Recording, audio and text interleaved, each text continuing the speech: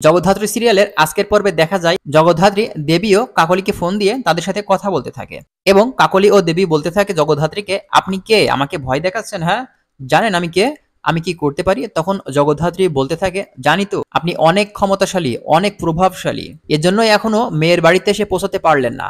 তাই তো ভাবছি যে আপনাকে পুরো ফোর্স পাঠিয়ে দেব নাকি। আর এই কথা শুনে কাকলি ও দেবী ভীষণ রেগে যায় আর বলতে থাকে, কি আপনি কি চান? তখন জগদ্ধাত্রী বলে, কি চাইবো বলুন, আপনারা তো বেআইনি কাজ করছেন, আর বিয়েটা সরিয়ে দিলে কি আসে জানেন তো, আইন চলে আসে। তাই এজন্যই ভাবছি পুরো গাড়ি পাঠাবো না, পুরো ফোর্সকে আপনাদের বাড়িতে পাঠিয়ে দেবো আপনাদেরকে আনার জন্য। আর এই কথা শুনে কাকলি ও দেবী দুজনেই প্রচুর রেগে যায়। তখন বলতে থাকে, কি বলছেন আপনি, আবোল তাবোল কথা বলছেন, আপনি কি আমাদেরকে ভয় দেখাচ্ছেন? আমাকে ভয় দেখিয়ে কোনো লাভ হবে না, বুঝতে পারছেন? তখন জগদ্ধাত্রী বলতে থাকে, আপনি তো ভয় পাওয়ার মানুষ নয়, সেজন্যই তো আপনি আড়ালে লুকিয়ে আছেন, তাই না? এত ক্ষমতাশালী আপনি, তাহলে আড়ালে কেন লুকিয়ে আছেন? কিসের অপেক্ষা করছেন আপনি? জানি তো কিসের অপেক্ষা করছেন।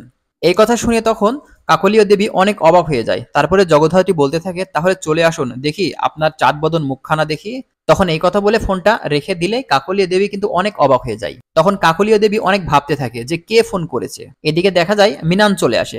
জগদ্ধাত্রী মিনানের কাছে ফোনটা দিয়ে দেয় আর ফোনটা নিয়েই মিনান তখন ওদিকে চলে যায়। আর এদিকে দেখা যায় জগদ্ধাত্রী কৌশিকীকে বলে, বর্দি আমার মনে হচ্ছে অনেকগুলো আসনে অস্ত্র ঢুকে পড়েছে। তখন কৌশিকী বলে, কি বলছো তুমি? তখন জগদ্ধাত্রী বলে, সিসিটিভি ফুটেজটা একটু চেক করে দেখতে বলুন তো। তখন কৌশিকী সাথে সাথে সিকিউরিটি গার্ডকে ফোন দেয়।